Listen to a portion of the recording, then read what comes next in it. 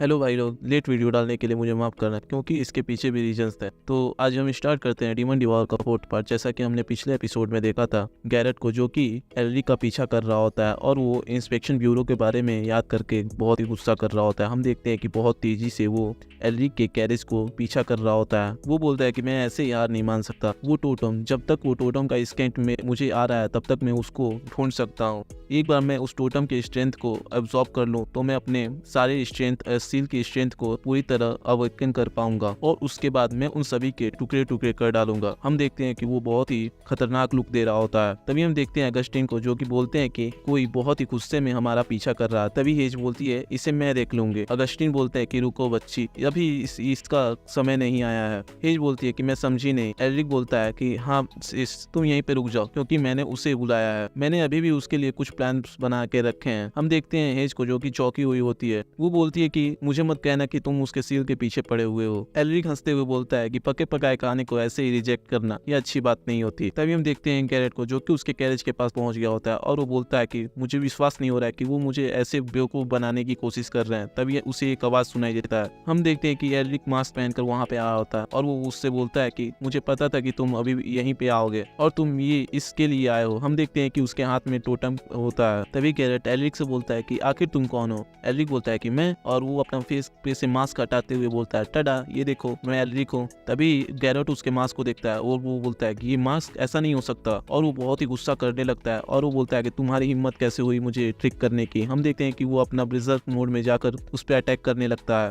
और वो बोलता है कि मैं तुम्हें टुकड़ों में बांट डालूंगा। तभी हम मेफिस्टो को देखते हैं जो कि एलरिक से बोलता है कि तुम्हें पता तो है ना कि तुम क्या कर रहे हो। भले ही वो अपने हाथ को खो दिया है लेकिन वो एक डीमन है और जो कि बहुत ही स्ट्रॉन्ग सील को पोजेस करता है। हम देखते हैं गैरेट को जो कि अपने पंजे से एलरिक पर अटैक कर देता है जिसे एलरिक बार बार डॉज कर देता है। एलरिक बोलता है ये तो अच्छी बात है क्योंकि मैं देखना चाहता था कि आखिर मैं कितना स्ट्रॉन्ग हो चुका हूँ। हम देखते हैं कि वो गैरेट के सभी अटैक्स को डॉज कर रहा होता है और वो बोलता है कि मैं पहले ही इसके बारे में सोच लिया था कि मैं सभी डीमंस का सफाया कर दूंगा। वो अपने हाथ में ऑरा को क्रिएट करता है और वो पियर्स मैजिक कास्ट करते हुए उस सारे नीडल्स जैसे क्रिस्टल्स को गैरेट की तरफ भेज देता है। हम देखते हैं गैरेट को जो कि वो भी बहुत अच्छे से उस सभी अटैक्स को डॉज किए जा रहा होता है। गैरेट उससे बोलता है हंसते हुए क्या तुम्हारे पास इतना ही है दिखाने के लिए। हम देखते हैं दोनों को जो कि अपना पंच बनाए एक दूसरे के बहुत ही करीब आ चुके होते हैं और वो दोनों अपना पंच एक दूसरे के साथ क्लैश कर देते हैं जिससे कि बहुत बड़ा ऑरा क्रिएट होता है और वहाँ पे बहुत ज्यादा ही ब्लास्ट हो जाता है। हम देखते हैं गैरेट को जो कि पीछे की तरफ घिसते हुए बहुत दूर चला जाता है और वो बहुत ही आश्चर्य होता है कि आखिर एक मेज इतना स्ट्रॉन्ग कैसे हो सकता है। हम देखते हैं एलरिक को जो कि वो अपने जगह पे खड़ा होता है। एलरिक बोलता है कि ये बहुत ही खतरनाक हो सकता है। हम देखते हैं उसके हाथों पे जो कि एक पॉइजनस जेल की तरफ चिपका होता है। वो बोलता है कि ये एक डेमोनिक पॉइजनस एनर्जी है जो कि मेरे हाथ के पोर्स के थ्रू बह रही है। हम देखते हैं कि वो अपना आइस मैजिक कास्ट करते हुए अपने हाथ को बर्फ में जमाने लगता है और वो बोलता है कि मैं अभी इसके लिए इसको टेम्पररी फ्रीज कर देता हूँ। वो बोलता है कि मुझे अब और भी ज्यादा केयरफुल होना चाहिए क्योंकि मैं अब इससे ज्यादा और भी पॉइजनस अटैक नहीं ले सकता। तभी गैरेट उसे हंसते हुए देखता है और वो बोलता है कि अच्छा उसने पॉइजन को अपने फ्रीजिंग मैजिक से रोक दिया, ये बहुत ही बढ़िया ट्रिक थी। वो बोलता है अगर ऐसी बात है। वो अपना सील एक्टिवेट कर लेता है और बोलता है चलो अब देखते हैं कि आखिर तुम पॉइजनस विंड को कैसे फ्रीज कर पाते हो। हम देखते हैं कि वो एक बहुत ही ज्यादा पॉइजनस विंड क्रिएट कर देता है जिससे एलरिक बहुत ही परेशानी में आ जाता है। एलरिक बोलता है कि ये कुछ ऐसा नहीं है जिसे मैं फ्रीज कर पाऊँ, ये पॉइजन मेरे बॉडी के अंदर जा रही है। वो बोलता है कि लेकिन अभी भी कुछ ऐसा है जिसे मैं कर सकता हूँ और वो अपना फ्रीज टर्न और अपरूट मैजिक कास्ट करके कुछ मैजिक क्रिएट करने लगता है और वो उससे बोलता है कि मैं तुम्हारा पॉइजन विंड तुम्हारी तरफ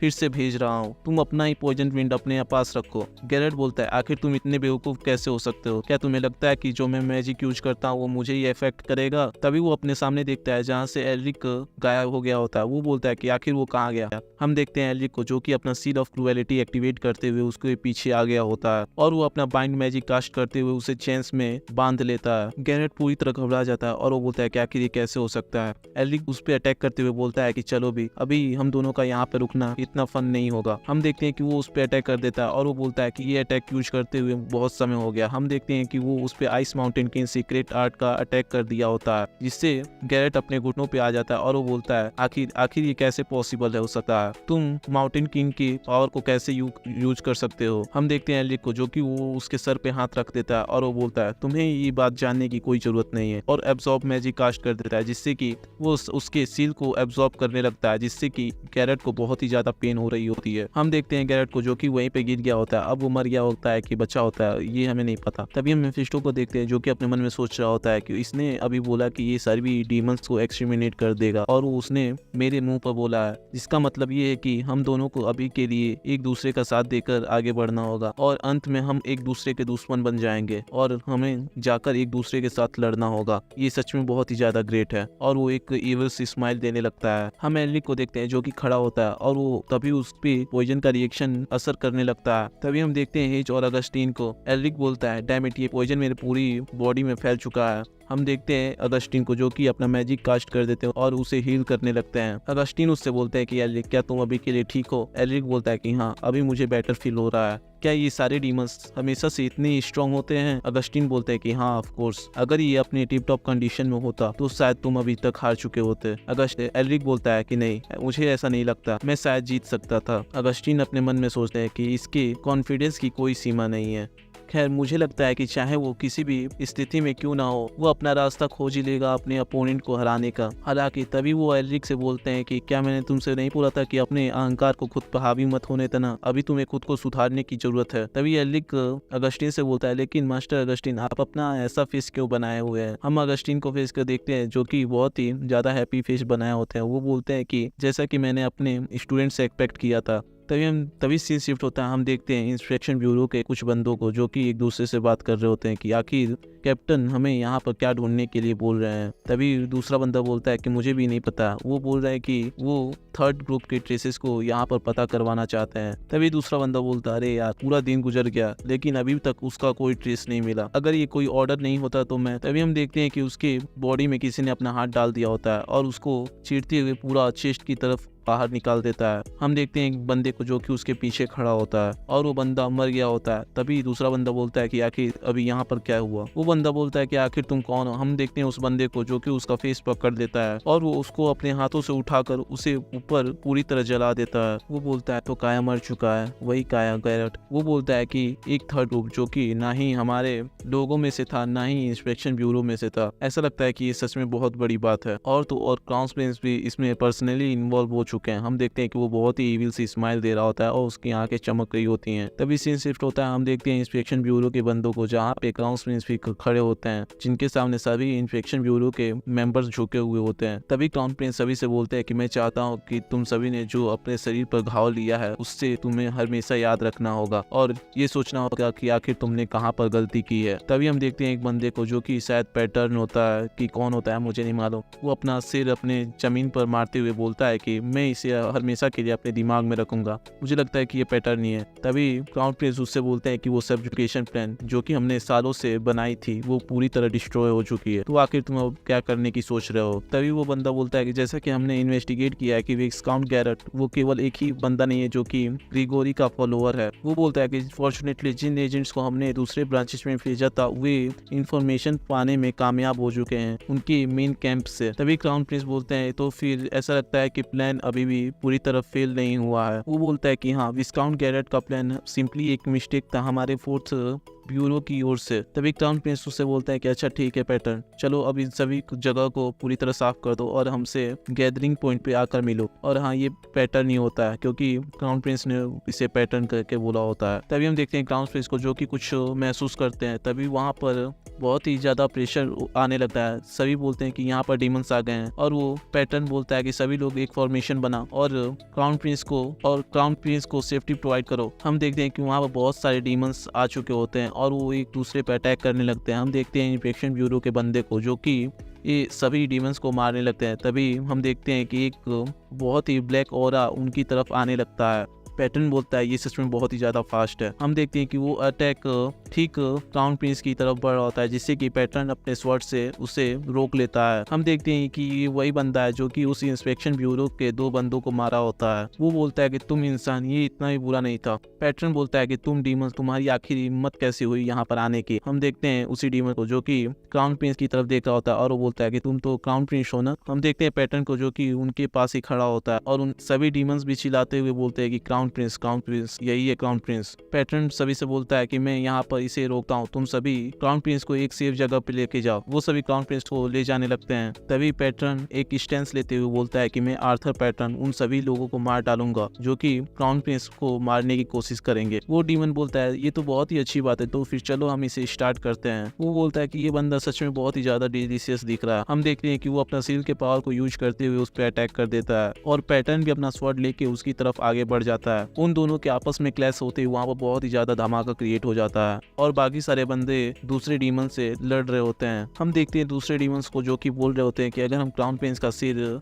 मैसेंजर के पास लेके जाते हैं तो हमें भी सील मिल सकती है, और ये मैसेंजर उसी मेन डीमन को बोल रहे होते हैं। दूसरा डीमन बोलता है कि मुझे लगता है कि हम उसके शरीर के अलग अलग हिस्से को उनके पास लेके जाएं तो हमें और भी ज्यादा सीलें उनसे प्राप्त होंगी। तभी हम देखते हैं पैटर्न को जो कि उन पे अटैक करते हुए बोलता है कि आखिर तुम्हारी हिम्मत कैसे हुई कि एक ऐसे इंसान का इंसल्ट करने की जो कि आगे जाके इस एम्पायर का रूलर बनेगा। और वो क्राउन प्रिंस से बोलता है कि क्राउन प्रिंस आप यहाँ से निकलिए, मैं आपके लिए यहाँ पर रास्ता क्रिएट करता हूँ। तभी हम देखते हैं एक डीमन को जो कि हंसते हुए बोलता है कि तुम सभी के लिए अच्छा होगा अगर तुम हमें क्राउन प्रिंस को दे देते हो। और वो डीमन उस पर अटैक करते हुए बोलता है कि अब वो सील मेरा होने वाला है। हम देखते हैं जिससे कि क्राउन प्रिंस पूरी तरह घबरा चुके होते हैं। तभी हम देखते हैं एक बंदे को जो कि वहां पर आया होता है और वो बोलता है कि आखिर एक दूध के रास्ते में खड़ा होने की हिम्मत कौन कर सकता है। हम देखते हैं वहां पर बहुत ही ज्यादा एक प्रेशर क्रिएट हो जाता है जिससे कि बहुत सारे डीमंस अपने आप मरे जा रहे होते हैं और वहां पर एक बहुत ही ज्यादा बड़ा एनर्जी का एक लॉयन क्रिएट हो जाता है। तभी हम देखते हैं कि ब्लू लॉयन का झंडा वहां पर लहरा रहा होता है। तभी वो मैसेंजर डीमन सभी से बोलता है कि तुम लोग सच में बहुत ही ज्यादा लकी हो। हम देखते हैं वहां पर इजाबेल के फादर आए हुए होते हैं अपने आर्मी के साथ। इजाबेल के फादर बोलते हैं कि यहाँ पर ब्लू लॉयन की आर्मी आ चुकी है, मेरे सोल्जर सभी एनिमीज को पूरी तरह एनालाइट कर दो। इंस्पेक्शन ब्यूरो के बंदे बोलते हैं कि लगता है यहाँ पर हम बच चुके हैं। हम देखते हैं क्राउन प्रिंस को जो कि इजाबेल को ही देख के घूर रहे होते हैं। हम कुछ समय बाद का सीन देखते हैं जब सभी डीमंस मर चुके होते हैं और वो दोनों एक दूसरे के सामने होते हैं। तभी पैटर्न क्राउन प्रिंस के पास आते हुए बोलता है कि हमने ब्लू लॉयन की मदद से बहुत सारे डीमंस को एक्सटरमिनेट कर दिया है, लेकिन फिर भी हम उस डीमन को नहीं मार पाए जो कि उसका लीडर देखने में लग रहा था। तभी हम देखते हैं क्राउन प्रिंस इजाबेल के फादर को शुक्रिया बोलते हैं। तभी इजाबेल के फादर उनसे बोलते हैं कि मुझे ये देखकर अच्छा लगा कि आप पूरी तरह सेफ है क्राउन प्रिंस। मैं आपको पैलेस तक छोड़ देता, लेकिन आपके पास पहले से ही इंस्पेक्शन ब्यूरो है तो मैं अपना यहाँ से लीव लेना चाहूंगा। क्राउन प्रिंस उनसे बोलते हैं कि आप सच में बहुत ही बिजी होंगे तो आप यहाँ जा सकते हैं। इजाबेल के फादर बोलते हैं कि आपका ये समझने के लिए बहुत बहुत शुक्रिया। तभी क्राउन प्रिंस बोलते हैं लेकिन क्या मैं पूछ सकता हूँ कि आखिर आप कहाँ जा रहे हैं। तभी इजाबेल के फादर बोलते हैं कि मैं एरिक मैनविंकर को ढूंढ रहा हूँ। प्रिंस बोलते हैं अच्छा तो ऐसा है। हम देखते हैं कि वो इजाबेल को ही घूर रहा होता है। तभी वो उन्हें गुड बाय बोल के वहां से निकलने लगता है और वो बहुत ही गुस्सा कर रहा होता है एरिक को याद करके। वो बोलता है कि ये एरिक मैनविंकर फिर से यहाँ पे आ चुका है। तभी हम देखते हैं एरिक को जो कि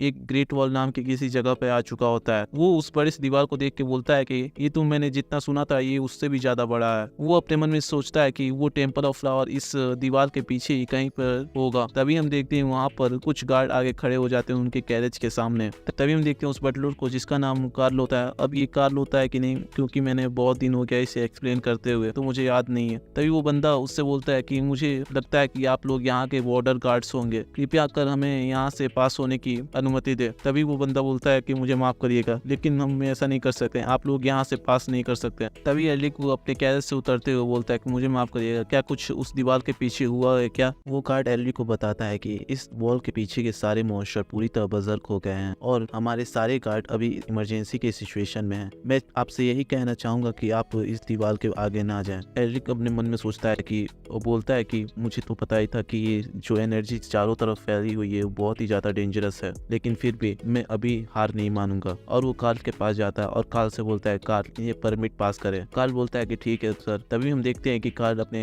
जैकेट से एक स्क्रोल निकाल कर उस गार्ड को दे देता है। वो गार्ड उसे पकड़ता है और उसे देखकर पूरी तरह चौंक जाता है। वो अपने मन में सोचता है कि क्या नरेस्टर फैमिली और मैनविंगर फैमिली, और कार्ल से माफी मांगते हुए बोलता है कि मुझे माफ कर दीजिए, मुझे ये नहीं मालूम था कि आप सभी एक बहुत बड़े फैमिली से हैं। वो गार्ड उनसे बोलता है कि आमतौर पर कहा जाए कि जिसके पास परमिट भी होता है उसे भी ये गेट को पास करने नहीं दिया जाता है, लेकिन आप सभी नरेस्टर और मैनविंगर फैमिली से हैं तो बात कुछ और है। मैं आपको पास करने की इजाजत दे सकता हूँ, और हाँ अगर आप लोग कभी किसी डेंजरस सिचुएशन में पड़ते हैं तो उस एरिया के आप सबसे टॉलेस्ट वुडन पोस्ट की तरफ भागें। तभी एरिक बोलता बोलता है क्या हमें वहाँ पर कोई रेस्क्यू करने के लिए आएगा। तभी वो सोल्जर बहुत ही डरावने लुक के साथ बोलता है कि नहीं, ये हमारे लिए आसान होगा आपके लाश को ढूंढने में। जिसे देखकर एल्रिक सुनकर एल्रिक पूरी तरह चौंक जाता है और वो सहम जाता है। तभी सीन शिफ्ट होता है, हम देखते हैं वॉल के पीछे का सीन जहाँ एल्रिक एक सैंडवर्म से लड़ रहा होता है और वो बहुत ही मुश्किल से लड़ाई उसे कर पा रहा होता है क्योंकि वो अर्थवर्म भी बहुत ही ज्यादा ताकतवर होता है। वो एल्रिक अपने सील को यूज करते हुए उस पर अटैक कर रहा होता है। एल्रिक बोलता है कि उस डीमन से फाइट करने के बाद मैं अपने एबिलिटीज को पूरी तरह यूज नहीं कर पा रहा हूँ। वो गैरेट की बात कर रहा होता है। वो अपने मन में बोलता है कि अगर मैं और भी सील्स को ऑब्टेन करता रहा तो फ्यूचर में जाकर मेरा माना लिमिटेड हो जाएगा, जिससे कि मैं सारे पावर्स को यूज नहीं कर पाऊंगा। हम देखते हैं कि वो अपना सर्ज मैजिक कास्ट करते हुए उस सैंडवर्म को वहीं पर मार डालता है। वो बोलता है कि मुझे एक ऐसी मैजिक क्रिएट करने की जरूरत है जो कि केवल मेरे से बिलोंग करती हो, जिससे कि मैं बहुत ही ज्यादा स्ट्रांग हो पाऊं और कोई भी मुझे अपनी नीचे नजरों से ना देख पाए। तभी हम देखते हैं कि उसके पीछे बाकी लोग आ जाते हैं। सीएन बोलता है कि मैंने अपने बॉडी को पूरा माना से कवर किया है, लेकिन फिर भी मैं इस ठंड को रोक नहीं पा रहा। मेरे हड्डियों तक ये ठंड पूरी तरह घुस रहा है। एलिक अपने मन में सोचता है कि इस जगह को एक आमतौर पर रेगिस्तान जैसे गर्म इलाका का होना चाहिए था, लेकिन देखा जाए कि ये चिलिंग विंड जो है इसकी वजह से यहाँ पर बहुत ही ज्यादा ठंड है। वो बोलता है कि मैं आश्चर्य हूँ कि ये उस अननोन सिचुएशन से रिलेटेड हो सकता है। हमें इस जगह के बारे में बताया जाता है जिसका नाम ब्लैक स्नोफील्ड है और इसका नाम ब्लैक स्नोफील्ड इसके लुक की वजह से दिया गया है। यहाँ तक कि यहाँ पर बहुत सारे न्यूमरस और डेंजरस मॉन्स्टर्स हैं, जिसकी वजह से एम्पायर ने भी अपने हाथ खड़े कर दिए इसे दोबारा रिक्लेम करने के लिए। और ये एक प्रोहिबिटेड एरिया है जहाँ किसी की भी आने की मनाही है। यहाँ तक कि एक आर्क मेज जो कि 8 सर्कल का मैजिशियन हो वो भी 100% नहीं बोला जा सकता कि वो यहाँ पर आके सेफ होगा। तभी हम देखते हैं कि सीएन उसके पास आता है एल्रिक के पास और उसके कंधे पे हाथ रख के बोलता है कि एल्रिक, क्या तुम्हें लगता है कि वो भगवान के भरोसे वाला टेम्पल इस ऐसी जगह पर होगा? अगर फेरी टेल की बात करें तो यहाँ पर फ्लावर्स के गॉडेस और ह्यूमंस एक साथ रहा करते थे। क्या तुम्हें यह फ्लावर ऑफ गार्डन लगता है? क्या तुम्हें किसी भी तरह से ये एक फ्लावर ऑफ गार्डन दिखाई पड़ता है? एल्रिक उसका हाथ हटाते हुए बोलता है कि टेम्पल ऑफ फ्लावर सच में एग्जिस्ट करता है, क्योंकि मैंने इसे दिए गए रिकॉर्ड से कंफर्म किया था जो कि हमारे फैमिली और इंपीरियल फैमिली द्वारा दिया गया है। तभी अगस्टिन एल्रिक से बोलते हैं तो क्या तुम्हें मालूम है उसका एग्जैक्ट लोकेशन, क्योंकि केवल रिकॉर्ड्स के आधार पर हम उस जगह को नहीं ढूंढ सकते। एल्रिक बोलता है कि आपने सही कहा, क्योंकि इसी वजह से मैं उन डेमी ह्यूमंस को ढूंढ रहा हूँ जो कि टेम्पल ऑफ फ्लावर्स को गार्ड करते हैं। अगस्टिन बोलते हैं तो अच्छा ऐसा है, क्योंकि वो डेमी ह्यूमंस को लेकर बहुत ही ज्यादा सख्त होते हैं, तो क्या ये सही रहेगा? एल्रिक बोलता है कि हाँ ये सही है, क्योंकि मेरे पास अपने तरीके हैं उन्हें मनाने के लिए। अगस्टिन बोलते हैं कि मुझे तो पता नहीं कि आखिर तुम क्या छिपा रहे हो, लेकिन मैं इसका इंतजार करूंगा कि कब तुम अपना ट्रम्प कार्ड बाहर निकालो। लेकिन कैसे तुम इस लार्ज एरिया पर उन डेमी ह्यूमंस को खोज पाओगे? एल्रिक बोलता है कि हाँ मैं भी इसी के बारे में सोच रहा हूँ। तभी हेज बोलती है क्या यहाँ पर कोई मैप्स या फिर कोई साइन स्पॉट्स हैं जिससे कि हम पूरे इंटायर स्नो फील्ड्स का अंदाजा लगा सकें? एल्रिक बोलता है कि नहीं, हमारे पास ऐसा कुछ नहीं है। हमारे पास अगर एक कंपास भी होता ना तभी हम देखते हैं कि मेफिस्टो एल्रिक से बोलता है कि हे एल्रिक, जाओ वो क्रिस्टल देखो, वो अभी चमक रहा है। हम देखते हैं उसी क्रिस्टल को जो कि एग की शेप में होता है। एल्रिक अपने मन में बोलता है कि आखिर ये सडनली इतना चमकने क्यों लगा। हम देखते हैं उसी क्रिस्टल को जो कि आसमान की तरफ जाने लगता है और वहां पर बहुत ही ज्यादा शाइन करने लगता है। एल्रिक उसे देख के बोलता है कि ये क्रिस्टल हमें एक रास्ता दिखा रहा है। तभी वो सबसे बोलता है कि हमें रास्ते के बारे में मालूम चल गया। तभी हम देखते हैं एल्रिक को जो कि कहीं पर आ गया होता है और वो कार्ल को ऑर्डर देते हुए बोलता है कि कार्ल यहीं पे रुक जाओ। कार्ल बोलता है लेकिन यहाँ पर क्यों? एल्रिक बोलता है क्योंकि ये आइस क्रिस्टल हमारे इस फॉरेस्ट में एंटर करने के बाद चमकना बंद हो गया है, तो मुझे लगता है कि हमें यहाँ पर रुककर इस एरिया का छानबीन करना चाहिए। हम देखते हैं सीएन को जो कि अपना फायर मैजिक कास्ट करके एक लाइट क्रिएट करता है और बोलता है कि क्या हम लोग सच में यहाँ पर कुछ ढूंढ पाएंगे? हम देखते हैं बिस्ट किंग को जो कि अपना मिराज आई यूज करते हुए ईगल की आंखों से पूरे फॉरेस्ट का छानबीन कर रहे होते हैं। वो बोलते हैं कि मैंने ऊपर से भी नजर रख लिया लेकिन मुझे अब तक कुछ नहीं दिखाई दिया। एल्रिक बोलता है तो अच्छा ऐसा है, तो अब हमें यहाँ से निकलना चाहिए, शायद हमें फिर से यह क्रिस्टल दोबारा गाइड करे। तभी हम देखते हैं कि उन्हें कुछ महसूस होता है और वो एक डायरेक्शन की तरफ भागना चालू कर देते हैं। एल्रिक बोलता है मुझे लगता है कि यहाँ कुछ है। हम देखते हैं एक फीमेल डेमी ह्यूमंस को जो कि जहाँ की बहुत सारे बीस्ट उन्हें घेरे हुए होते हैं और एल्रिक, सीएन, बाकी सारे पेड़ों के पीछे छिपकर उस पे नजर रख रहे होते हैं। मेफिस्टो उसे देख के बोलता है ये तो कैट वाली डेमी ह्यूमन है। तभी हम देखते हैं कि वो बकरे जैसे दिखने वाले मॉन्स्टर्स उस डेमी ह्यूमन पर अटैक कर देते हैं, जिससे कि वो डेमी ह्यूमन चिल्लाते हुए बोलती है कोई मेरे मदद करो प्लीज। हम देखते हैं एलिक को जो कि वो अपना मैजिक यूज करते हुए उसे बचा लेता है और सारे मॉन्स्टर्स को आइस में जमा देता है, जिसे देखकर वो डेमी ह्यूमन भी बहुत पूरी तरह चौंक जाती है। तभी एलिक अपने फिंगर्स को फ्लिक करते हुए उन सभी आइस क्रिस्टल्स को तोड़ देता है, जिससे कि वो सारे मॉन्स्टर्स पूरी तरह मर जाते हैं। तभी वो एक एक्टिंग करते हुए हीरो वाली उसके पास जाता है, डेमी ह्यूमंस के पास, और वो बोलता है कि शायद तुम पूरी तरह शॉक हो चुकी होगी, और वो अपना हाथ आगे की तरफ बढ़ाता है। लेकिन हम देखते हैं मेफिस्टो को जो कि पीछे से बहुत ही ज्यादा हंस रहा होता है। वो बोलता है तुम्हारा एक्टिंग का टैलेंट पूरा जीरो है। तभी एलिक उस डेमी ह्यूमन से बोलता है अगर तुम कहीं से इंजर्ड हो चुके हो तो मैं तुम्हें हील कर सकता हूँ, क्या तुम खुद से खड़ी हो सकती हो। तभी हम देखते हैं उस फीमेल डेमी ह्यूमन को जो कि उस पर गुस्सा करते हुए बोलती है कि मुझे एक इंसान से कोई मदद नहीं चाहिए। तभी हम देखते हैं वहाँ पर 2 और डेमी ह्यूमन्स आ जाते हैं अपने हाथ में बो और एरो लेके, और उन सबको पूरी तरह घेर लेते हैं। वो डेमी ह्यूमन सबसे बोलती है कि तुम मूर्ख इंसान हो, अगर तुमने 3 गिनते ही अपने आप को सरेंडर नहीं किया तो मैं तुम सभी को मार डालूंगी। और वो काउंट करने लगती है 1, 2 and 3। हम देखते हैं सभी डेमी ह्यूमन्स उस पर एम किए होते हैं। हेज एलिक को देखते हुए अपने मन में बोलती है कि एलिक आखिर तुम अभी क्या सोच रहे हो, आखिर तुम्हारे पास कौन सा प्लान है। हम देखते हैं एलिक को जो कि एक स्माइल करते हुए अपने आप को सरेंडर कर देता है। वो बोलता है कि मैं यहीं पर सरेंडर करता हूँ, जिसे सुनकर सभी मुस्कुराने लगते हैं। तभी मेफिस्टो बोलता है सच में ये बंदा बहुत सारी चालों से भरा पड़ा है। तभी हमें कुछ समय पहले का सीन दिखाया जाता है जहां वो सारे मॉन्स्टर उस डेमी ह्यूमन पर अटैक कर रहे होते हैं। तभी एलिक सभी से बोलता है ये एक सच में एक शायरा की तरह है, वो सभी हमें फंसाना चाहते हैं क्योंकि यहाँ पर बहुत सारे सोल्जर्स छिपे हुए हैं। तभी अगस्टिन बोलते हैं तो एलिक अब हमें क्या करना चाहिए। एलिक हंसते हुए बोलता है हमें भी उनके गेम में शामिल होना पड़ेगा, जिससे कि वो हमें अपने घर तक लेके जाएं। तभी हमें दिखाया जाता है बेसमेंट किंगडम को, जहाँ पर वो सभी डेमी ह्यूमंस उन सभी को बंदी बनाकर ला रहे होते हैं। तभी हम देखते हैं मेफिस्टो को जो कि एलिक से बोलता है कि ये एलिक आखिर तुम अब तक ये एक्टिंग क्यों कर रहे हो। हम देखते हैं एलिक को जो कि अपना फेस बनाया हुए बोलता है आखिर किसी ना किसी को तो आगे आकर ये काम करना ही था। मेफिस्टो बोलता है मुझे भरोसा नहीं हो रहा है कि ये सारे बीस्टमैन इसके लाउजी एक्ट के ट्रिक में फंस गए। तभी हम देखते हैं उस किंगडम के सिटीजन्स को जो कि उन सभी को देखकर गालियां दे रहे होते हैं और उन सभी सोल्जर्स को बोल रहे होते हैं कि आखिर ये सारे सोल्जर्स इन सभी को यहाँ पर क्यों लेके आए हैं, उन सभी को वहीं पे मार डालना चाहिए था। एलिक बोलता है अगर ईमानदारी से कहूँ तो मुझे इसी की उम्मीद थी, लेकिन सच में देखा जाए तो इन सभी के अंदर ह्यूमंस को लेकर बहुत ही ज्यादा गुस्सा है। मेफिस्टो बोलता है क्या ये नेचुरल नहीं है, क्योंकि तुम सभी ह्यूमंस ने इन सभी के प्लेसों को छीनकर इन्हें यहाँ पर रहने के लिए भेज दिया, और तो ऐसा कोई तरीका भी नहीं है जिससे इनके एंसेस्टर द्वारा पास डाउन किया गया गुस्सा इतनी आसानी से शांत हो सके। तभी हम देखते हैं उसी फीमेल डेमी ह्यूमन को जो कि उन सब के पास आती है और बोलती है कि मेरा नाम इरीना है, मैं इसे इरीना ही बोलूंगा। और वो उन सबको बोलती है कि मैं बिस्टमैन किंगडम की एक रॉयल बॉडीगार्ड हूँ। वो उन सबसे बोलती है कि अगर तुम्हें अपने जान प्यारी है तो तुम्हें अच्छे से व्यवहार करना होगा, क्योंकि हमारे ग्रेट किंग तुम सभी से पूछताछ करेंगे। तभी हम देखते हैं वो फीमेल डेमी ह्यूमन जो कि उन्हें कासल के अंदर लेके आ चुकी होती है। तभी मेफिस्टो एलिक से बोलता है तुम्हारे दिमाग में कुछ ना कुछ तो होगा ही, क्योंकि तुम ऐसे ही दुश्मनों के इलाके में बिना रीजन के नहीं आओगे। तभी एलिक हंसते हुए बोलता है ऑफ कोर्स। हम देखते हैं उन सभी बिस्टमैन को जो कि एक लाइन में खड़े होते हैं और एलिक और उन सभी लोगों को गौर कर देख रहे होते हैं। एलिक बोलता है वो मुझे इसलिए इनकार नहीं करेंगे क्योंकि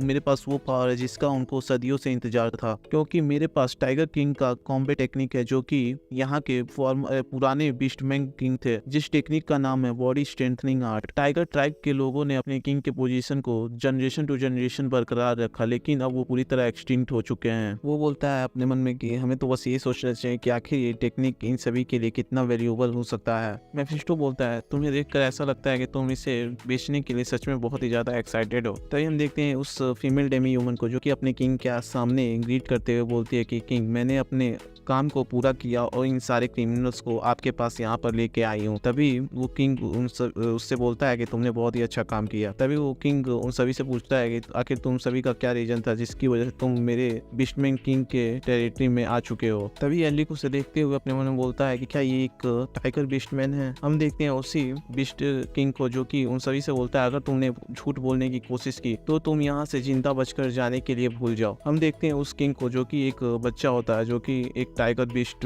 मैन होता है। एरिक उसे देखकर पूरी तरह चौंक जाता है और बोलता है क्या ये एक बच्चा है। हम देखते हैं हेज को जो कि उसे देखकर बहुत ही ज्यादा एक्साइटेड हो रही होती है और बोलती है कि ये तो सच में बहुत ही ज्यादा क्यूट है। तभी हम देखते हैं मेफिस्टो को जो कि हंसते हुए एरिक से बोलता है ये तो एक बच्चा है जो कि एक टाइगर किंग है, मुझे नहीं लगता कि तुम यहाँ से उतना ले पाओगे जितना कि तुमने सोचा था। एरिक अपने मन में बोलता है ये तो अच्छी बात है कि टाइगर किंग का डिसेंडेंट कोई अभी भी जिंदा है, लेकिन ये सच में बहुत ही ज्यादा यंग है। वो बोलता है लेकिन फिर भी मुझे एक बार ट्राई तो करना चाहिए, अगर यहाँ पर कुछ भी गलत तो होता है तो मैं यहाँ से भागने की प्लानिंग करूंगा। तभी हम देखते हैं एरिक को जो कि सभी से आगे आता है और किंग के आगे आके बोलता है तो क्या आप ही किंग हो। तभी हम देखते हैं सारे बिशमैन को जो कि उस पर गुस्सा करते हुए एरिक से बोलते हैं कि आखिर तुम्हारी हिम्मत कैसे हुई हमारे ग्रेट किंग से ऐसा क्वेश्चन करने की। तभी एरिक बड़े एटीट्यूड में उस आदमी से बोलता है तुम ओल्ड मैन तुम इससे दूर ही रहो। तभी वो बंदा बोलता है क्या ओल्ड मैन, तुमने मुझे ओल्ड मैन का? गार्ड्स जल्दी से इस क्रिमिनल को यहाँ से ले जाओ और बाहर फेंक दो। तभी हम देखते हैं किंग को जो कि उसे रोकने के लिए बोलते हैं। वो बंदा बोलता है लेकिन किंग, तभी वो बोलते हैं क्या आप मेरे ऑर्डर्स को नकारना चाहते हैं, और वो बहुत ही गुस्से में बोल रहे होते हैं। हम देखते हैं उसी ओल्ड मैन को जो कि वहाँ पर शांत होकर खड़ा हो जाता है। तभी वो किंग एरिक से बोलता है तो क्या तुम्हारे पास कुछ है जो तुम मुझसे कहना चाहते हो। एरिक अपने मन में बोलता है मैंने सोचा था कि ये एक बच्चा है जो कि अभी तक कुछ नहीं जानता, लेकिन मुझे लगता है कि इसके अंदर एक टाइगर का खून दौड़ रहा है, और तो और इसे कन्विंस करना मेरे लिए और भी ज्यादा आसान हो चुका है जितना पहले मैंने सोचा था। एरिक बिस्ट किंग से बोलता है तो क्या आप किसी भी तरीके से बॉडी स्ट्रेंथनिंग आर्ट के बारे में जानते हैं। बिस्ट किंग सुन के चौंक जाता है और बोलता है क्या। एरिक बोलता है अगर मैं बोलूं कि मैं वो बॉडी स्ट्रेंथनिंग आर्ट को सेल करना चाहता हूँ तो आप उसे कितने में लेना चाहेंगे। तभी सभी उस पर गुस्सा करते हुए बोलते हैं ये कितना नॉनसेंस है, आखिर ये बास्टर उस बॉडी स्ट्रेंथनिंग आर्ट के बारे में बात कैसे कर सकता है। और वो सभी गार्ड से बोलते हैं गार्ड्स इसके सर को काट डालो, ये बहुत ही ज्यादा बदतमीज है। तभी हम किंग को देखते हैं जो कि सभी को शांत कराते हैं। तभी हम देखते हैं एरिक को जो कि अपने चेन्स को तोड़ते हुए बोलता है सच में तुम सभी बहुत ही ज्यादा नॉइजी हो। इसे देखकर सभी लोग पूरी तरह चौंक जाते हैं और सभी किंग को प्रोटेक्ट करने के लिए आगे आ जाते हैं। हम देखते हैं कि वो सभी एरिक और उसके साथियों को पूरी चारों तरफ से घेर लेते हैं। तभी अगस्टिन एरिक से बोलते हैं कि इन बिस्टमैन के साथ डील करना इतना आसान नहीं होगा, क्या तुम्हें मेरी हेल्प चाहिए। एरिक बोलता है अरे नहीं मास्टर, मैं इन सबको खुद से संभाल लूंगा। एरिक बोलता है मुझे इन सबको बस ये दिखाना है कि आखिर मैं कितना कैपेबल हूँ जिससे कि ये मुझ पर बिलीव कर पाए। बिस्टमैन चिल्लाते हैं कि आखिर तुम सभी रॉयल गार्ड्स क्या कर रहे हो, उस दुष्ट इंसान को अपने वश में कर लो। सीएन बोलता है मुझे तो पता ही था कि आखिर ये अब तक इतना शांत क्यों था। हिज बोलती है एरिक अगर तुमने मेरे टाइगर कब को हाथ लगाने की कोशिश भी की तो मैं तुम्हें मार डालूंगी। उसे अपने भाई की चिंता नहीं है, वो अपने टाइगर किंग के बारे में सोच रही होती है। तभी हमारे वाले बिस्ट किंग बोलते हैं कि मुझे ऐसे लड़ाई झगड़े देखना बहुत ही ज्यादा पसंद है। हम देखते हैं उन डेमी ह्यूमंस को जो कि एरिक पर अटैक करने के लिए आगे बढ़ रहे होते हैं। एरिक अपना मैजिक यूज करते हुए उन सबसे आगे निकल जाता है और एक डेमी ह्यूमन को टारगेट के उस पर अटैक करने लगता है, और एरिक उसी बॉडी स्ट्रेंथनिंग आर्ट को यूज करते हुए उस पर अटैक कर देता है, जिसे देखकर सभी लोग चौंक जाते हैं और बोलते हैं कि आखिर एक इंसान बॉडी स्ट्रेंथनिंग आर्ट को कैसे परफॉर्म कर सकता है। तभी उन सभी बिस्टमैन्स को ऑर्डर मिलता है कि रॉयल गार्ड्स तुम सभी अपने बीस्ट फॉर्म में ट्रांसफॉर्म हो जाओ। हम देखते हैं वो सभी अपने बीस्ट मॉन्स्टर में ट्रांसफॉर्म होना चालू हो जाते हैं, जिससे उन सबके कपड़े फटने लगते हैं और वो पूरी तरह एक वुल्फ जैसे दिखने लगते हैं। और वो सभी एरिक पर अटैक करते हुए बोलते हैं कि अब तुम्हारा कहानी यहीं पे खत्म होता है। हम देखते हैं एरिक को जो कि अपना बॉडी स्ट्रेंथनिंग आर्ट को यूज करते हुए टाइगर स्लैसेस लगा रहा होता है, जिससे कि सारे मॉन्स्टर बहुत ही ज्यादा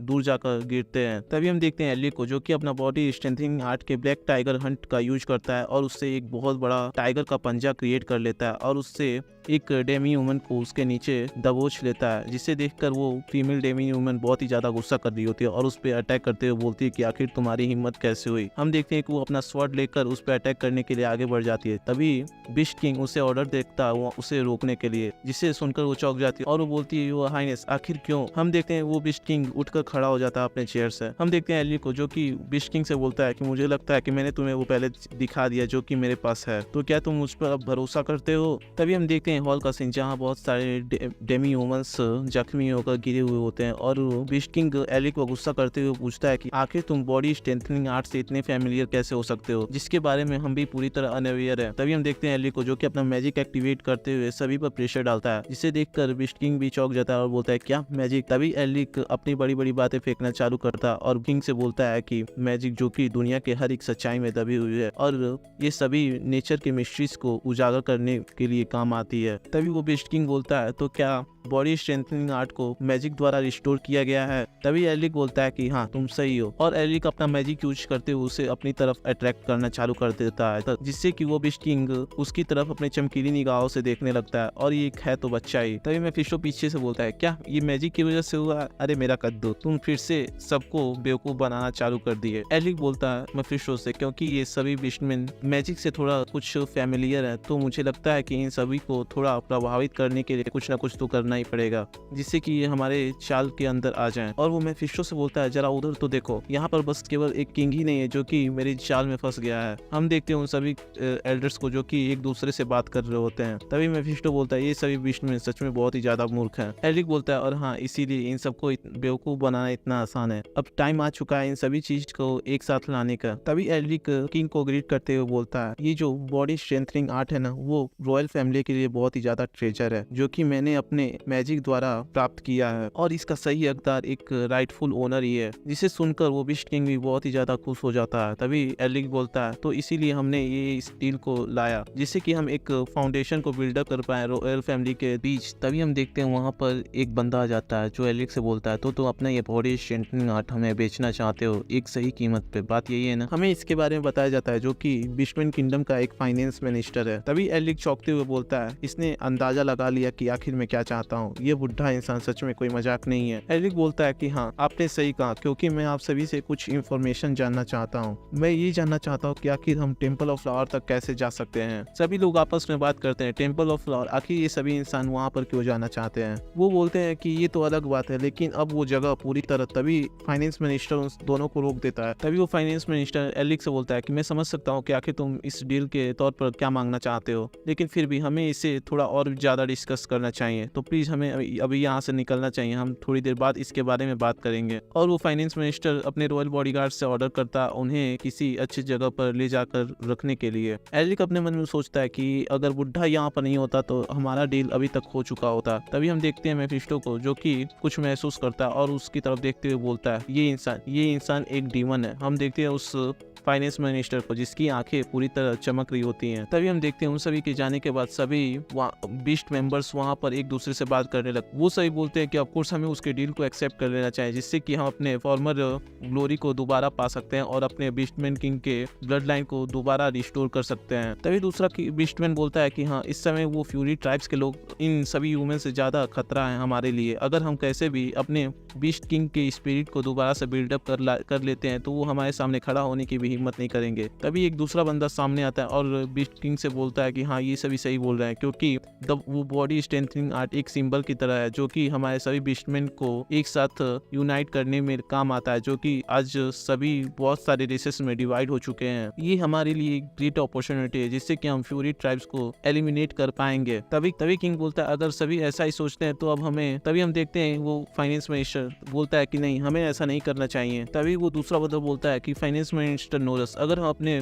फैमिली सिंबल को ऐसे ही खो देते हैं तो। तभी वो फाइनेंस मिनिस्टर उस पर गुस्सा करते हुए बोलता है मैं समझ सकता हूँ कि वो बॉडी स्ट्रेंथनिंग आर्ट हमारे लिए कितना जरूरी हो सकता है, लेकिन वो रीजन जिसकी वजह से हम सभी बीस्टमैन इस श्रापित लैंड पर खड़े हैं, क्या तुम सभी भूल गए हो वो सफरिंग जो कि हम बहुत समय से सहते आ चुके हैं? वो सभी ह्यूमंस ऐसे ही बहुत सारे मीठे मीठे चालों का यूज करते हुए हमें फंसाते हैं और बहुत ही कावर्डली हमारे पीछे छुरा घोंप कर चले जाते हैं। और वो बीस्ट किंग से बोलता है योर हाइनेस अगर हम इस डील को एक्सेप्ट करते हैं तो फिर से हम दोबारा इन ह्यूमंस के हाथों एक मोहरे की तरह इस्तेमाल किए जाएंगे और हमारे जो सफरिंग का हिस्ट्री है वो खुद को दोबारा दोहराएगी, और इसीलिए हमें इन ह्यूमंस के साथ कोई डील नहीं करना चाहिए। जिसे सुनकर बीस्ट किंग भी अभी शांत बैठा होता है। तभी वो दूसरा बंदा बोलता है मेरे किंग हमें इस अपॉर्चुनिटी को ऐसे ही नहीं जाने देना चाहिए। तभी हम देखते हैं उस बीस्ट किंग को जो कि एक स्टैचू के पास खड़ा होकर बोलता है अगर हमें अपने फैमिली को दोबारा रिबिल्ड करना है तो हमें उस बॉडी स्ट्रेंथनिंग आर्ट की जरूरत है, जिससे कि हम पुराने किंग की इच्छाओं को भी फुलफिल कर पाएंगे। तभी वो बंदा बोलता है अगर ऐसी बात है तो हमें उन सभी इंसानों को दोबारा फिर से यहाँ पर जल्द से जल्द बुला लेना चाहिए। तभी किंग बोलता है लेकिन हम ये नहीं कर सकते क्योंकि जो नोरस है उन्हें अभी भी इस बात से ऑब्जेक्शन है और मैं पूरी तरह श्योर हूँ कि उनके पास कोई अच्छा रीजन जरूर होगा ये सब करने के लिए। तभी वो बंदा बीस्ट किंग से बोलता है कि आपने सही कहा, फाइनेंस मिनिस्टर नोरस किंगडम को चलाने में बहुत ही ज्यादा अच्छे हैं जिसकी वजह से उन्हें ब्लैक सेज भी कहा जाता है, लेकिन अब वो बूढ़े हो चुके हैं, उनके जजमेंट गलत भी हो सकते हैं। तभी हम देखते हैं किंग को जो कि बहुत ही ज्यादा गुस्सा करते हुए उससे बोलता है अपनी जुबान संभाल के बोलो, क्योंकि उन्होंने अपना पूरा लाइफ किंग के मरने के बाद इस किंगडम को समर्पित कर दिया है। मैं उन पर और उनके जजमेंट पे कोई भी डाउट नहीं करना चाहता। तभी वो बंदा झुकते हुए बोलता है कि मुझे माफ कर दिएगा, मुझे मेरा ऐसा व्यवहार के लिए। हम देखते हैं कि वो बंदा वहाँ से निकल जाता है। बिश किंग बोलता है कि नोरस, मैं तुम पर भरोसा करता हूँ कि तुम्हारा जजमेंट सच में सही होगा। तभी हमें उस साइड पैलेस का सीन दिखाया जाता है जहाँ सभी लोग रुके हुए होते हैं। तभी हम देखते हैं कार को जो कि डोर ओपन करता है और डोर ओपन करते हुए उन्हें फाइनेंस मिनिस्टर नोरस दिखाई देते हैं। तभी हम देखते हैं एली को जो कि बोलते हैं जा देखो तो यहाँ पर कौन आया है, और वो उनसे बोलता है कि आखिर आपको यहाँ पर क्या खींचते हुए लेके आ गया फाइनेंस मिनिस्टर नोरस। तभी नोरस उससे बोलते हैं कि मैं तुमसे यहाँ पर एक डील करने के लिए आया हूँ। तभी एली बोलता है कि अच्छा तो आप एक कस्टमर है तो आप प्लीज यहाँ पर आकर बैठ जाइए, और वो नोरस से बोलता है कि ऐसा लगता है कि आपने उस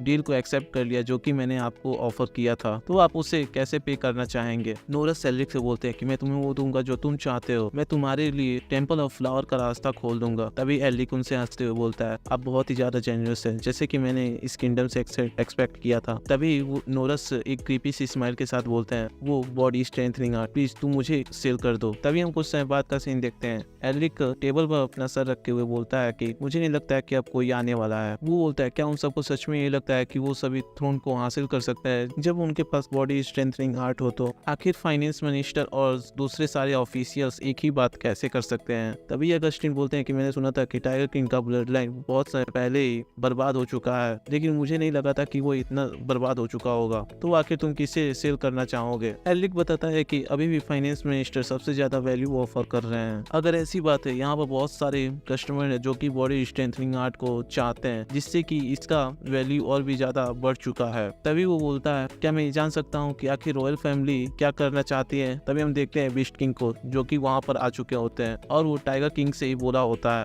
तभी हम देखते हैं मेफिस्टो को जो बोलता है कि ऐसा लगता है कि इस किंग का पावर बहुत ही ज्यादा दबा हुआ है, अगर मेरे पास ऐसा कोई वेसल होता तो मैं उसका कब का गला काट चुका होता। हालांकि मेरे पास ऐसा कोई स्टूपिड वेसल नहीं है। तभी हम देखते हैं किंग को जो कि बहुत ही ज्यादा कपकपा रहा होता है और वो कपकपाते हुए आवाज में बोलता है आखिर फाइनेंस मिनिस्टर मेरे साथ ऐसा कैसे कर सकता है? मुझे लगता है कि अभी कुछ ना कुछ तो गलत जरूर है, ऐसा नहीं हो सकता। मुझे लगता है कि एलिक ने उसे फाइनेंस मिनिस्टर के डील के बारे में बता दिया होता है।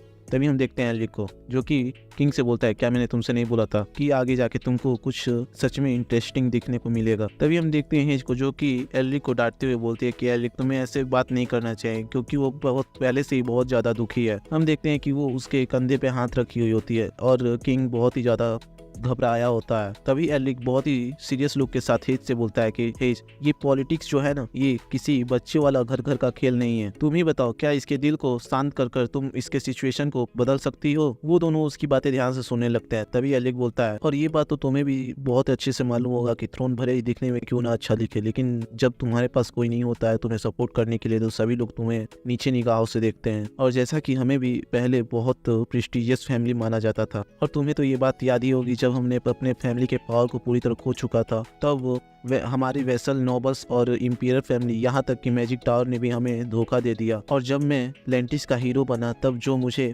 फैमिली का कचरा बोलते थे उनका नजरिया मेरे प्रति पूरी तरह चेंज हो गया। और सीधे सीधे बात करें तो इस दुनिया में पावर ही सबसे ज्यादा मैटर करती है, क्योंकि जब तुम्हारे पास पावर होगा तब तुम्हें रोकने वाला कोई नहीं होगा। और वो टाइगर किंग से बोलता है तो तुम अपने क्लॉज को शार्प कर लो। किंग चौंकते हुए बोलता है क्या मेरे क्लॉज? एलिक बोलता है कि हाँ तुम्हें उसे शार्प करना होगा बिना किसी के जाने हुए, जब तक कि तुम उसे फिनिश ना कर लो, और उसे यूज करो वो पाने के लिए जो कि तुम चाहते हो। और हम देखते हैं कि एलिक घुटने पे आकर ग्रीट करते हुए उससे बोलता है कि मैं इसमें तुम्हारी मदद करूंगा। हम देखते हैं टाइगर किंग को जो कि उसकी बातें सुनकर बहुत ही ज्यादा इमोशनल हो चुका होता है। तभी एलिक मेफिस्टो से बोलता है आखिर तुम्हें कैसा लगा? मुझे लगता है कि वो मेरी बातों से पूरी तरह प्रभावित हो चुका है। तभी मेफिस्टो उससे बोलता है कि हाँ मुझे लगता है कि अब तो वो अपनी आत्मा बेचने के लिए भी तैयार हो जाएगा। एलिक बोलता है कि हाँ इसे होना भी चाहिए क्योंकि अभी मुझे इसी की जरूरत है। तभी मेफिस्टो एलिक से बोलता है तुम्हें लगता है कि मुझे नहीं पता कि तुम उसके साहस को और भी बढ़ावा दे रहे हो लड़ाई के लिए? मेफिस्टो एलिक से बोलता है हालांकि तुम इसकी मदद भी करते हो, लेकिन ये वो बंदा है जो कि अपने प्रॉब्लम्स को खुद से रिजॉल्व कर सकता है, और कोई नहीं जानता कि वो अपने एंसेस्टर्स की तरह और ज्यादा साहसी हो सकता है। तभी वो किंग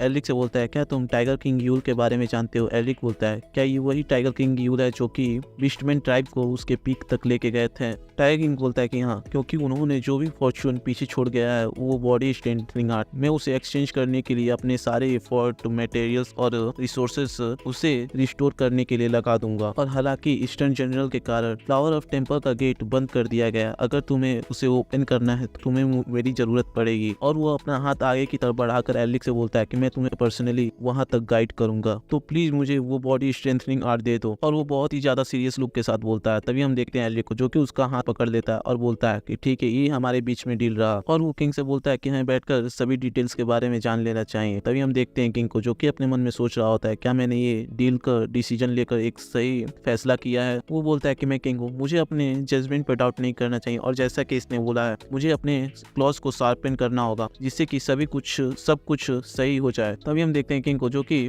गिरने लगता है। तभी हेज आकर उसे पकड़ लेती है। तभी किंग हेज से बोलता है हकलाते हुए, तुम्हारा शुक्रिया, मेरे पैर एक दूसरे से फंस गए थे। तभी हम देखते हैं हेज को जो कि उसे बहुत ही जोरों से गले लगा लेती है जिससे कि वो पूरी तरह घबरा जाता है और बोलता है ये कितना शर्मनाक है, मैं भले ही यंग दिखता हूँ लेकिन मैं एक किंग हूँ। तभी हेज उससे बोलती है कि अगर तुम रोना चाहते हो तो तुम्हें दिल खोल कर रो लेना चाहिए, क्योंकि तुम्हें अपने इमोशंस को अंदर दबा कर नहीं रखना चाहिए। अगर तुम्हें जब रोने का मन करे तुम्हें रोना चाहिए, और जब हंसने का मन करे हंसना चाहिए। हम देखते हैं कि वहाँ पर एक सीन बन चुका होता है और वो इमेजिन करने लगता है एक मदर और बेबी का सीन, और वो अपनी माँ को याद करने लगता है। और ये जो हंसने रोने वाली बात होती है वो उसकी मदर ने बोली होती है। हम देखते हैं कि उसकी बातें सुनकर वो टाइगर किंग रोने लगता है। अब मैं इसे वैलेंस ही बोलूंगा क्योंकि इसके मदर ने इसे वैलेंस कह के बोला है। हम देखते हैं वैलेंस को जो कि हेज को टाइटली हग कर लेता है और वो जोर जोर से रोने लगता है, और ये सच में बहुत ही ज्यादा देखने में बहुत ही ज्यादा क्यूट लग रहा होता है। तभी एलिक मेफिस्टो से बोलता है कि यह पहले एक किंग की तरह लग रहा था लेकिन अब ये एक रोता हुआ बच्चा है। मेफिस्टो बोलता है हाँ, क्योंकि ये क्राउन को बोझ को संभालने के लिए अभी भी बहुत ज्यादा यंग है। तभी सीन शिफ्ट होता है। हम देखते हैं सभी लोगों को जो कि एक ही रूम में बैठे होते हैं। तभी एल्रिक हंसते हुए टाइगर किंग से बोलता है, जब तुमने मेंशन किया था कि तुम मुझे पर्सनली टेंपल ऑफ फ्लावर तक गाइड करोगे, तो क्या इसका मतलब ये है कि तुम बिस्ट किंगडम को छोड़ने वाले हो अभी के लिए? और उसका अटेंशन ग्रैब करते हुए बोलता है कि हे टाइगर किंग, क्या तुम सुन रहे हो? तभी हम देखते हैं वैलेंस को और टाइगर किंग वही दोनों एक ही है जो कि हेज के गोद में बैठा होता है और खेल रहा होता है। एल्रिक उससे बोलता है, अगर मेरा गेस सही है तो क्या हमें अभी नहीं निकलना चाहिए? और वो अपने मन में बोलता है कि क्या ये मुझे सुन भी रहा है कि नहीं। एल्रिक बोलता है, अगर हम यहाँ पर अपना समय बर्बाद करते तो हमें पता नहीं कि वो फाइनेंस मिनिस्टर और दूसरे ऑफिशियल क्या करेंगे। हमें जल्द से जल्द रॉयल बॉडी गार्ड्स को गैदर करना चाहिए और यहाँ से जल्द निकलना चाहिए। बैलेंस बोलता है, नहीं, रॉयल बॉडी गार्ड्स ने, स्पेशली वो इरीना, क्योंकि वो रॉयल बॉडी गार्ड्स की कैप्टन है और फाइनेंस मिनिस्टर की एडॉप्टेड डॉटर है। फाइनेंस मिनिस्टर ने मेरे ऊपर निगरानी रखने के लिए उसको मेरा बॉडीगार्ड बनाया है। तभी एलिक घबराते हुए बोलता है कि क्या तो इसका मतलब ये नहीं है कि फाइनेंस मिनिस्टर पहले ही जानता है कि तुम यहाँ पर हो? बैलेंस बोलता है कि मैं बिना किसी के पता लगे तक यहाँ पर आया था, लेकिन अब तक तो उन सबको पता चल ही गया होगा।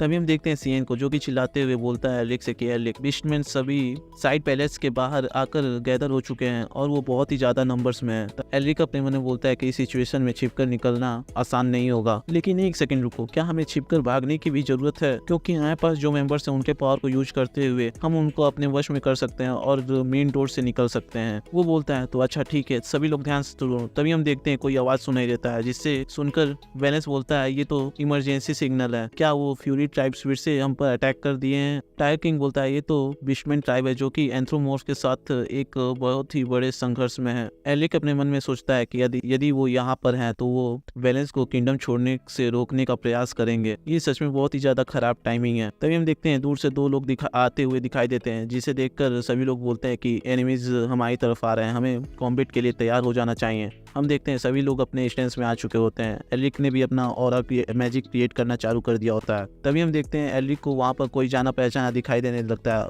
वो लड़की उसे एलिक को बोल रही होती है। तभी हम देखते हैं एलिक को जो कि सभी को रोकने के लिए बोलता है। हम देखते हैं कि ये कोई और नहीं, इजाबेल और उसके फादर होते हैं। एलिक अपने मन में सोचता है कि आखिर ये यहाँ पर क्या कर रही है। हम देखते हैं मेफिस्टो को जो कि इजाबेल के फादर के आसपास घूम रहा होता है और एलिक से पूछता है आखिर ये मॉन्स्टर कौन है। हम देखते हैं एलिक को जो कि हरमन माइल को ग्रीट करते हुए रिस्पेक्ट शो कर रहा होता है। हरमन माइल बोलते हैं कि मैं एक बस नॉर्मल वॉरियर हूँ जिसे कि एक काउंट का टाइटल दिया गया है। रेडिएंट स्टार ड्यूक, आपको इतना फॉर्मल होने की कोई भी जरूरत नहीं है। और वो अपने बेटी का हाथ पकड़ के बोलते हैं कि हमें पहले अंदर जाना चाहिए।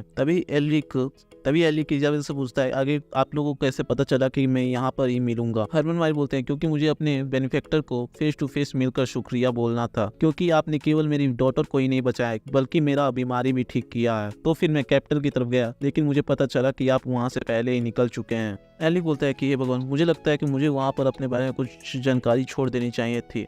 हरमन वाइट बोलते हैं कि नहीं कोई बात नहीं, क्योंकि हमें पहले लेटर भेजना चाहिए था, लेकिन मैं आपको सरप्राइज करना चाहता था, तो आपके बिना नोटिस किए हुए हम आपको खोजने के लिए निकल गए और ये हमारी गलती थी। लेकिन मुझे यहाँ पर कुछ जाने पहचाने चेहरे दिखाई दे रहे हैं। वो बोलते हैं कि मैंने एक्सपेक्ट नहीं किया था कि ग्रे लॉयन की एक हंटिंग डॉग ऐसे प्लेस पर मिलेंगी। और वो हेज को बोल रहा होता है। हेज उनसे बोलती है कि मुझे पता है कि मैंने आपसे बहुत बार बोल दिया है कि आप मुझे उनका हंटिंग डॉग कहकर ना बुलाएं। तभी हम देखते हैं एलिक जो कि पूरा चौंक जाता है और हरमन वाइल से बोलता है क्या आप मेरी सिस्टर को जानते हैं? तभी हरमन वाइल भी बोलते हैं तो क्या आप ये आपकी ब्लड रिलेटिव है? वो बोलते हैं कि हाँ, मेरा एक फ्रेंड है जो कि एक बुरे संगत में है और मैं इनको वहीं पर उसके साथ देखा था। लेकिन देखा जाए तो ये मेलविंगर फैमिली की डॉटर निकल गई। ये दुनिया सच में बहुत ही ज्यादा छोटा है। और वो फिर अगस्टिन को टारगेट करते हुए बोलते हैं कि नेस्टर फैमिली के सनकी को बाहर इधर उधर घूमते देखना ये तो और भी ज्यादा रेयर है। तभी अगस्टिन भी बोलते हैं कि मैंने तुमसे बोला था कि मुझे ऐसे मत बुलाया करो। तभी हरमन वाइल बोलते हैं कि आखिर बूढ़ा मॉन्स्टर बूढ़ा सनकी कहने में क्या ही दिक्कत है? आखिर मैं आपको इस नाम से ना बुलाऊं तो आखिर मैं आपको कैसे बुलाऊं? हम देखते हैं कि वो दोनों एक दूसरे के सामने खड़े हो जाते हैं और अपना प्रेशर रिलीज करना चालू कर लेते हैं। एलिक उन्हें देखकर अपने मन में सोचता है कि ऐसा लगता है कि ये दोनों अभी अपने एक दूसरे से फाइट करना चालू कर देंगे।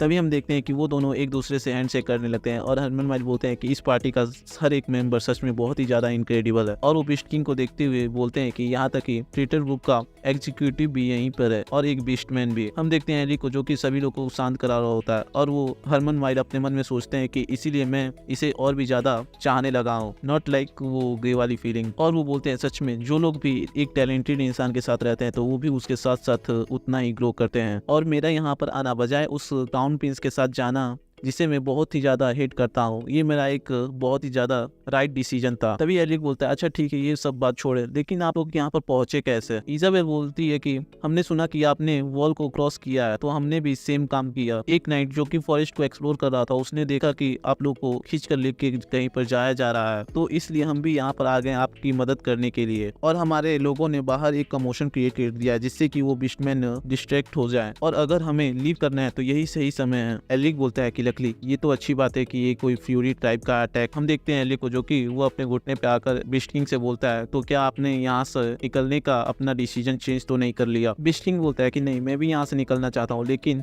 अगर मैं इस किंगडम को इस क्राइसिस में छोड़कर निकलूंगा तो मेरे सारे वेसल्स मुझे एक ट्रेटर का लेबल दे देंगे और इस पूरे सिटी को एक कंफ्यूजन में डाल देंगे। एलिक उसके कंधे पे हाथ रखता है और बोलता है तुम्हें इस बात की चिंता करने की कोई जरूरत नहीं है, क्योंकि मेरे पास इसका एक बहुत ही अच्छा सॉल्यूशन है। तभी हम देखते हैं रॉयल गार्ड्स को जो कि बाहर किसी चीज को ढूंढ रहे होते हैं। तभी एक गार्ड इरीना से बोलता है कि क्या हमें सिटी को प्रोटेक्ट नहीं करना चाहिए? इरीना बोलते हैं कि नहीं, इस समय हमारा ऑब्जेक्टिव किंग को प्रोटेक्ट करना है, क्योंकि हमारे किंग अभी भी उन्हीं बुरे इंसानों के पास है और जब हम अपने किंग की सेफ्टी को सिक्योर कर लेंगे सभी इंसानों को मार डालना। तभी हम देखते हैं वो सभी लोग बाहर की तरफ निकल रहे होते हैं, जिसे देखकर बिस्टमैन्स चिल्लाते हैं कि वो सभी ह्यूमंस बाहर आ गए हैं। हम देखते हैं इरीना को जो कि उन सबके रास्ते में आकर उन सबको रोक देती है और वो बड़े ही गुस्से में उन सभी से बोलती है कि तुम कचड़े के ढेर हो, आखिर हमारे किंग कहाँ पर है? तभी हम देखते हैं सीएन को जो कि उससे बोलता है कि आखिर कौन जाने, जिससे सुनकर इरीना भी बहुत ही ज्यादा गुस्सा हो जाती है और अपना ऑरा क्रिएट करने लगती है। वो सीएन से बोलती है क्या तुम मुझसे फाइट करना चाहते हो? और वो सभी अपने गार्ड से ऑर्डर करती है कि सभी लोग अपने बीस्ट फॉर्म में आ जाओ। हम देखते हैं सभी लोगों को जो कि अपने बीस्ट फॉर्म में आ चुके होते हैं, जिसे देखकर सीएन भी बहुत ही ज्यादा घबरा चुका होता है। हम देखते हैं कि इरीना अपना स्वॉर्ड सीएन के गले की तरफ कर देती है। इरीना सीएन से बोलती है कि मुझे नहीं पता कि आखिर तुम सभी क्या चलने की कोशिश कर रहे हो, लेकिन अगर तुमने हमारे किंग को अभी नहीं लौटाया। तभी हम देखते हैं कोई बोलता है कि वहीं रुक जाओ, आखिर तुम लोग क्या करने की कोशिश कर रहे हो? हम देखते हैं एलिक को जो कि एक टावर के ऊपर खड़ा होता है और उसने अपने हाथ में बिस्ट किंग को पकड़े हुए होता है। वो यहाँ वहां से चिल्लाते हुए सभी से बोलता है अगर किसी ने भी थोड़ा सा भी हिलने की कोशिश की तो तुम्हारा किंग यहीं पर मारा जाएगा। तभी हम देखते हैं इस बिस्टमैन को जो कि पूरी तरह घबराए होते हैं और वो बोलते हैं कि आखिर ये सनकी इंसान करना क्या चाहता है? सभी बिस्टमैन चिल्लाते हुए बोलते हैं तुम कचरे के ढेर, अपने गंदे हाथों को हमारे किंग के ऊपर से हटा लो। एलिक बोलता है क्या तुम्हें लगता है कि ये सारी बातें मुझ पर काम करेगी? वो बोलता है अब जब सभी ने देख लिया है एक इंसान को जिसके पास बॉडी स्ट्रेंथनिंग आर्ट है, उसने किंग को किडनैप कर लिया है, तो कोई भी रेकलेस मूव करने का कोशिश नहीं करेगा। और वो अपना सील ऑफ क्रुएलिटी को एक्टिवेट करते हुए उन सभी से बोलता है कि हमें रास्ता दो, अगर तुम अपने किंग को जिंदा चाहते हो तो। हम देखते हैं फाइनेंस मिनिस्टर को जो कि इरीना के कानों में कुछ फुसफुस आते हैं और तभी हम देखते हैं कि उन सभी को ऑर्डर मिलता है उसको रास्ता देने के लिए। हम देखते हैं कि सभी बिस्टमैन उसे रास्ता देने लगते हैं। हम देखते हैं सभी बिस्टमैन को जो कि उन्हें घूरे जा रहे होते हैं। तभी इरिना बोलती है जैसा कि तुमने रिक्वेस्ट किया था, हमने तुम्हारे लिए रास्ता क्रिएट कर दिया, अब तुम किंग को छोड़ दो। तभी हम देखते हैं एल्रिक को जो कि बहुत ही रफ्तार से उन सब के बीचों से आगे निकल जाता है और उन सब से बोलता है कि आखिर मैं तुम सब पर कैसे भरोसा कर सकता हूँ। जब मैं इस सिटी से सेफली निकल जाऊंगा तब मैं इसे रिलीज कर दूंगा, और अगर तुम लोग मेरा पीछा करते हो तो तुम सभी जानते हो कि इसके साथ क्या होगा। हम देखते हैं एल्रिक को जो कि वहां से निकल चुके होते हैं और वो सभी वहीं पर खड़े होकर देखने लगते हैं। तभी इरिना बोलती है हमें पहले यहाँ के फायर को बुझाना चाहिए। तभी हम देखते हैं टाइगर किंग को जो कि अपने सिटी को जलते हुए देख रहा होता है। तभी एल्रिक उससे बोलता है क्या तुम अपने सिटी में दोबारा जाना चाहते हो?